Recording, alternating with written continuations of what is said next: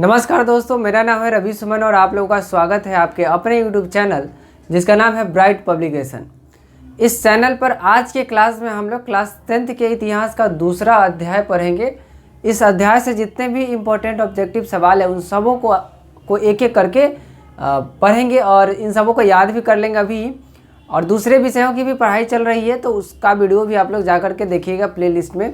Channel को subscribe आप लोग कर ही लिए होंगे, अगर नहीं किए तो अभी कर लीजिए और घंटा भी दबा दीजिएगा। बहुत जल्द आप लोगों का लाइव क्लास शुरू होने वाला है तो आपका क्लास मिस ना हो जाए, इसके लिए बहुत ज़रूरी है कि आप चैनल को सब्सक्राइब कर लीजिएगा, बेल आइकन दबा दीजिएगा और डिस्क्रिप्शन बॉक्स में हमारे टेलीग्राम चैनल का लिंक मिलेगा, उसको भी ज्वाइन कर लीजिएगा। चलिए, ये दूसरा अध्याय है जिसका नाम है समाजवाद एवं साम्यवाद। समाजवाद का मतलब मैंने आपको इससे पहले भी बताया है, जब देश के संसाधनों पर सरकार का अधिकार होता है उसी को कहा जाता है समाजवाद, है ना। अभी हम लोग इतिहास में जब इसको पढ़ेंगे तब एक ऐसी विचारधारा के बारे में पढ़ेंगे, माने एक ऐसा सोच है जिसके तहत ये प्रयास किया जाता है कि देश के जितने भी संसाधन हैं उस सब पर सरकार का अधिकार हो और सरकार उस पर होने वाले लाभ या फिर उससे होने वाले जो भी उत्पाद हैं उसको सभी जनता में बराबर रूप से बांटे या फिर लोक कल्याण का, जनता के कल्याण का काम करे। साम्यवाद जो है वो समाजवाद से ही जुड़ा हुआ है, लेकिन समाजवाद में साम्यवाद थोड़ा सा अंतर होता है लेकिन लगभग एक ही है। साम्यवाद समाजवाद से अलग इस तरह से है कि समाजवाद में संसाधनों पर सरकार का अधिकार माना जाता है, लेकिन साम्यवाद में ये एक ऐसी सोच है जिसमें ऐसा प्रयास किया जाता है कि देश के संसाधनों पर जनता का, डायरेक्ट जनता का अधिकार हो जाए। ठीक है, तो ये हमारे चैप्टर का नाम और इसी के बारे में चैप्टर में पढ़ाया गया है। इस चैप्टर को मैंने डिटेल से एक्सप्लेन करके पढ़ाया भी है, तो वो वीडियो भी आपको मिल जाएगा चैनल पर, वो भी देख लीजिएगा। सवाल की तरफ बढ़ते हैं। रूस में कृषक दास प्रथा का अंत कब हुआ? कृषक दास प्रथा एक ऐसी प्रथा थी रूस में जिसके अंतर्गत कृषकों को यानी किसानों को दास बना लिया जाता था, मानी कि गुलाम, है ना। तो गुलाम बनाने की जो प्रथा थी रूस में, ये प्राचीन समय में थी और इसका खात्मा हुआ 1861 में। कब हुआ? 1861 में। तो इसका सही आंसर है ए। अगला सवाल है, रूस में जार का अर्थ क्या होता है? जार किसको कहते हैं? हमारे यहाँ जार कहते हैं पानी पीने के बर्तन को, है ना, लेकिन रूस में जार कहते हैं वहाँ के सम्राट को। किसको? वहाँ के सम्राट को। तो रूस के सम्राट को रूस में जार कहा जाता है। सही आंसर है इसका, सही आंसर है इसका डी, सी नहीं डी। देखिए डी में लिखा हुआ है रूस का सम्राट, तो रूस के सम्राट को जार कहा जाता है, याद कर लीजिए। अगला सवाल है, कार्ल मार्क्स का जन्म कहाँ हुआ था? कार्ल मार्क्स जो कि समाजवाद के जनक माने जाते हैं और इन्होंने लिखा था दास कैपिटल, एक किताब लिखा था, है ना। क्या लिखा था? दास कैपिटल, जिसको समाजवादियों का बाइबल कहा जाता है। कार्ल मार्क्स का जन्म हुआ था जर्मनी में। कहाँ हुआ था? जर्मनी में। सही आंसर है इसका बी, है ना। तो दास कैपिटल, ये वाला सवाल बार बार पूछता है, याद रखिएगा। दास कैपिटल लिखा था कार्ल मार्क्स ने, जिसे समाजवादियों का बाइबल कहा जाता है। कार्ल मार्क्स का जन्म हुआ था जर्मनी के राइन प्रांत में। कहाँ पे? राइन प्रांत में, है ना। ये भी याद रखिएगा। अगला सवाल है, साम्यवादी शासन का पहला प्रयोग कहाँ हुआ था? सबसे पहले किस देश में साम्यवादी शासन स्थापित किया गया था? तो ये रूस में, है ना। बोल्शेविक क्रांति हुई थी 1917 में। कब? 1917 के नवंबर महीने में रूस में बोल्शेविक क्रांति हुई थी, याद कर लीजिए। रूस में 1917 के नवंबर महीने में बोल्शेविक क्रांति हुई थी और उसके बाद वहाँ पर साम्यवादी शासन स्थापित करने का प्रयास किया गया। सही आंसर है इसका ए। साम्यवादी शासन का पहला प्रयोग हुआ था रूस में। यूटोपियन समाजवादी कौन नहीं थे? यूटोपियन समाजवादी का अर्थ है, इसको हिंदी में कहते हैं स्वप्नदर्शी समाजवादी, है ना। माने कि एक ऐसे समाज की कल्पना करना, एक ऐसे भविष्य की परिकल्पना करना जो कि मुश्किल है, जो कि यथार्थ नहीं है ना। यानी कि जिसको सच बनाना बड़ा मुश्किल है, लगभग नामुमकिन टाइप का है ना।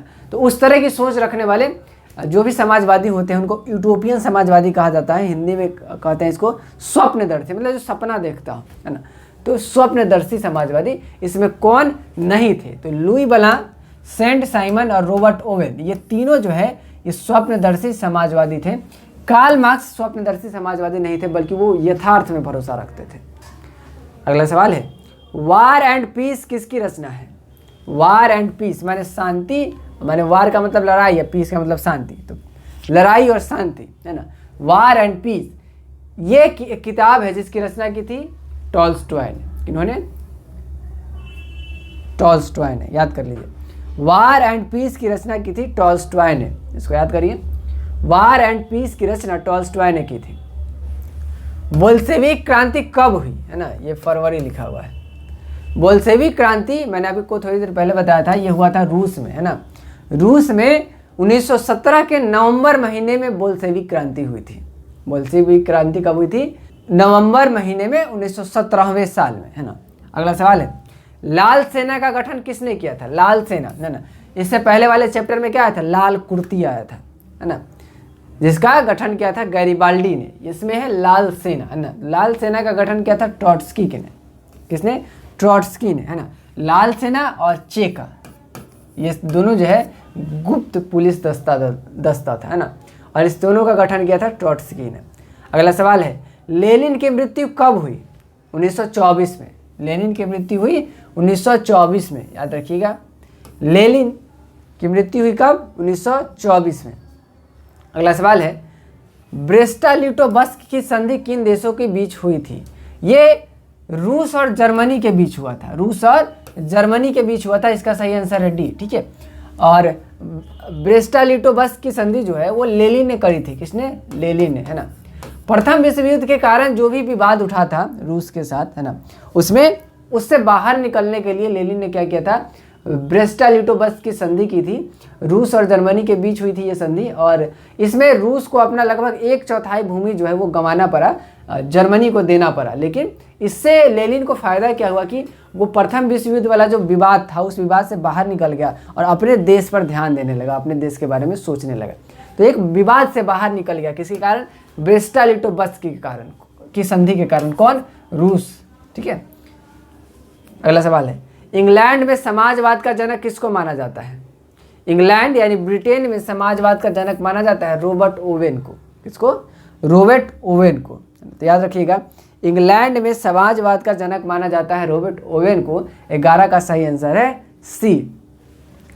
अगला सवाल देखते हैं, रूस की बोल्शेविक क्रांति का नेतृत्व किसने किया था? मैंने आपको बताया थोड़ी देर पहले।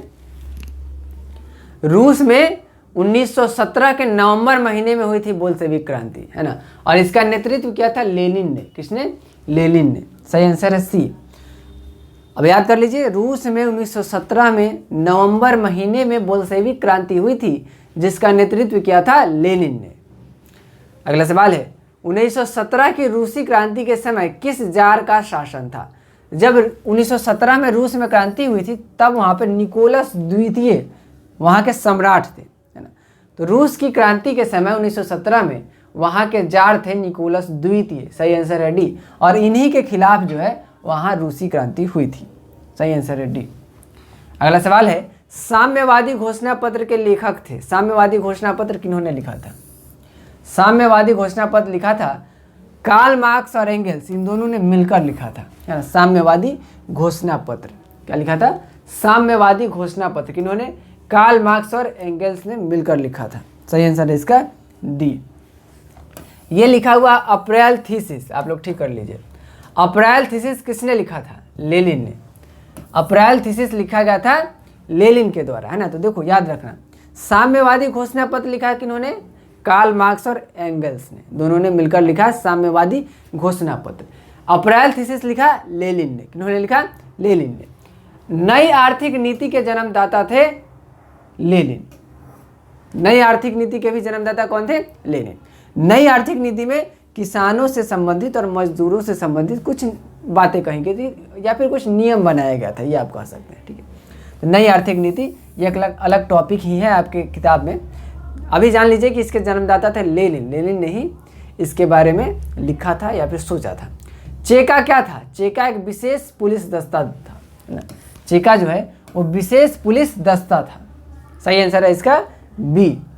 चेका एक विशेष पुलिस दस्ता था जो उस समय के शासक के खिलाफ जहाँ कहीं भी लोग बातें करते थे या फिर उसके खिलाफ क्रांति आंदोलन की बातें करते थे, वहाँ पर ये चेका जो है, ये विशेष पुलिस दस्ता दल ये जाता था और उन लोगों को, मतलब कि उस क्रांति को या उस आंदोलन को दबाने का काम करता था ताकि कोई शासक के विरोध में ना बोल सके। अगला सवाल है, प्रथम इंटरनेशनल की स्थापना हुई थी कहाँ पर? लंदन में। कहाँ हुई थी? लंदन में हुई थी। प्रथम इंटरनेशनल की स्थापना हुई थी लंदन में। सही आंसर है इसका डी, याद करिए। प्रथम इंटरनेशनल की स्थापना लंदन में हुई थी। साम्यवादी घोषणा पत्र कब प्रकाशित हुआ? साम्यवादी घोषणा पत्र 1848 में। कब प्रकाशित हुआ? 1848 में। साम्यवादी घोषणा पत्र के बारे में मैंने आपको इससे पहले भी बताया था। इसको किन्होंने लिखा था? कार्ल मार्क्स और एंगल्स ने मिलकर लिखा था साम्यवादी घोषणा पत्र। कब लिखा था? 1848 में। 1848 में कार्ल मार्क्स और एंगल्स ने मिलकर साम्यवादी घोषणा पत्र लिखा था, याद कर लीजिए। अगला सवाल है, रासपुतीन कौन था? रासपुतीन होगा यहाँ पर, ठीक है। रासपुतीन जो था ये एक भ्रष्ट पादरी था। क्या था? एक भ्रष्ट पादरी था। और ये रूस के महल में, है ना, रूस के राजा, वहाँ के जो जार होते थे, उनके महल में गुप्त तरीके से घुस गया था और इस पर जादू टोना करने का भी आरोप लगता है। और ऐसा माना जाता है कि रासपुतीन जो है वो एक भ्रष्ट पादरी था। तो सही आंसर है इसका बी। रासपुतीन क्या था? एक भ्रष्ट पादरी था। निहिलिस्ट आंदोलन कहाँ शुरू हुआ था? निहिलिस्ट आंदोलन भी शुरू हुआ था रूस में ही। सही आंसर है इसका ए। निहिलिस्ट आंदोलन कहाँ शुरू हुआ था? रूस में। इसका सही आंसर है ए। अगला सवाल है, लेनिन ने नई आर्थिक नीति की घोषणा कब की थी? है ना, 1921 में। लेनिन ने नई आर्थिक नीति की घोषणा की थी 1921 में। अब इस नई आर्थिक नीति में क्या था, मैंने ये भी बताया था, किसानों से और मजदूरों से, मतलब उनके भले के बारे में सोचा गया था कि भाई उनके साथ कुछ अच्छा हो, और उसके लिए कुछ नियम बनाए गए थे, है ना। उसी को कहा गया नई आर्थिक नीति, NEP, है ना। तो ये भी आपको याद हो गया। नई आर्थिक नीति बनाई थी लेनिन ने। कब बनाई थी? 1921 में बनाई थी। रूस में कृषि दासता को किसने समाप्त किया? ये पहला सवाल भी था इसी से संबंधित। ये दूसरा सवाल है कि रूस में कृषि दासता जब कृषकों को, किसानों को अपना दास बना लिया जाता था, गुलाम, ये समाप्त किया था किसने? जार अलेक्जेंडर द्वितीय ने। कृषि दासता को रूस में समाप्त किया था जार अलेक्जेंडर द्वितीय ने, है ना। रूस में कृषि दासता को जार अलेक्जेंडर द्वितीय ने समाप्त किया था। दास कैपिटल किसने लिखी है? अगला सवाल है, बताइए।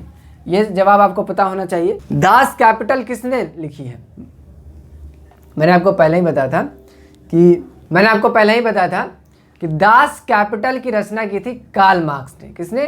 कार्ल मार्क्स ने। और इसी दास कैपिटल को समाजवादियों का बाइबल कहा जाता है। क्या कहा जाता है? समाजवादियों का बाइबल। तो सही आंसर है इसका ए। अगला सवाल है, दास कैपिटल का प्रकाशन किस वर्ष हुआ? दास कैपिटल, अब यहाँ पे दो सवाल आप याद कर सकते हैं। दास कैपिटल की रचना की कार्ल मार्क्स ने, है ना। दास कैपिटल को क्या कहा जाता है? समाजवादियों का बाइबल कहा जाता है। और इसका प्रकाशन हुआ था 1867 में। कब? 1867 में, 1867 में। तो यहाँ पे आपने 3 सवाल याद कर लिए। फिर से ध्यान से समझना। दास कैपिटल की रचना किसने की? कार्ल मार्क्स ने की। दास कैपिटल को समाजवादियों का बाइबल कहा जाता है। और ये किस वर्ष प्रकाशित हुआ था? 1867 में। सही आंसर है इसका सी। अगले सवाल की तरफ बढ़ते हैं। अगला सवाल है, सोवियत संघ का विघटन किस वर्ष हुआ? सोवियत संघ का विघटन 1991 में हुआ था, 1991 में, है ना। सोवियत संघ का विघटन यानी सोवियत संघ टूट गया। कब? 1991 में, है ना। तो इसका सही जवाब है ए। अगले सवाल की तरफ बढ़ते हैं। किसे समाजवादियों का बाइबल कहा जाता है? ये मैंने आपको थोड़ी देर पहले याद करवाया था। किसे कहा जाता है? दास कैपिटल को। दास कैपिटल को समाजवादियों का बाइबल कहा जाता है, जिसको लिखा था कार्ल मार्क्स ने। तो कार्ल मार्क्स की रचना दास कैपिटल को समाजवादियों का बाइबल कहा जाता है। याद कर लो, ये पूछता है, बड़ा इंपॉर्टेंट सवाल है। रूस की संसद को क्या कहते हैं? रूस की संसद को ड्यूमा कहते हैं। सही आंसर है इसका सी। रूस की संसद को ड्यूमा कहते हैं। क्या कहते हैं? ड्यूमा। याद करो, रूस की संसद को ड्यूमा कहते हैं। रूस का पहला समाजवादी कौन था? प्लेखानोव, है ना। कौन था? प्लेखानोव। प्लेखानोव को रूस का पहला समाजवादी कहा जाता है। ठीक है, तो सही आंसर है इसका सी। संघर्ष के सिद्धांत की व्याख्या किसने की थी? संघर्ष का सिद्धांत, है ना। तो वर्ग संघर्ष यानी कि अलग अलग वर्गों के बीच में, जैसे कि एक समय रहा था जब दुनिया जो है वो दो वर्गों में बट गई थी, एक पूंजीपतियों का वर्ग और दूसरा मजदूरों का वर्ग, है ना। माने कि एक जो फैक्ट्री लगाते थे, है ना, और दूसरा जो उसमें जाके नौकरी करते थे, मजदूरी करते थे। तो वर्ग संघर्ष का सिद्धांत जो है वो कार्ल मार्क्स ने दिया था। तो वर्ग संघर्ष के सिद्धांत की व्याख्या किसने की थी? कार्ल मार्क्स ने की थी। तो कार्ल मार्क्स से जुड़ी हुई बहुत सारे सवाल आप लोग याद कर लिए होंगे। कार्ल मार्क्स ने किताब लिखा था दास कैपिटल, जिसको समाजवादियों का बाइबल कहा जाता है, और वर्ग संघर्ष का सिद्धांत भी दिया था कार्ल मार्क्स ने ही, है ना। साम्यवादियों के लिए घोषणा पत्र बनाया था कार्ल मार्क्स और एंगल्स ने मिलकर, है ना। तो इतने सवाल आपने याद कर लिए। काम के अधिकार को संवैधानिक अधिकार का रूप सबसे पहले किसने दिया? काम के अधिकार को संवैधानिक अधिकार का रूप सबसे पहले सोवियत संघ ने दिया कि भाई आप सबों को काम दिया जाएगा, है ना। काम का अधिकार, इसको संवैधानिक अधिकार का रूप सबसे पहले सोवियत संघ ने दिया था, जिसका विघटन हुआ था 1991 में। कब हुआ था? 1991 में, है ना। तो ये दो सवाल एक साथ याद करो। काम के अधिकार को संवैधानिक रूप दिया था किसने? सोवियत संघ ने, है ना। काम के अधिकार को संवैधानिक अधिकार का रूप दिया था सोवियत संघ ने, और सोवियत संघ का विघटन हुआ था 1991 में। ये दो सवाल आपने याद कर लिए। चलिए, इसी के साथ ये दूसरा अध्याय में जितना भी इंपॉर्टेंट ऑब्जेक्टिव सवाल था वो सब खत्म हो गया, और उम्मीद है आप लोगों ने इसको अच्छे से याद कर लिया होगा और समझ भी लिया होगा। आप लोगों से मुलाकात होगी फिर अगले चैप्टर में। तब तक के लिए अपना ध्यान रखिए, पढ़ाई करते रहिए, चैनल को सब्सक्राइब कर लीजिएगा। वीडियो अगर अच्छा लगा हो तो इसको अपने दोस्तों के साथ शेयर कीजिएगा और लाइक कीजिएगा। कमेंट में अपने सवाल और सुझाव जरूर लिखिएगा। बहुत बहुत धन्यवाद।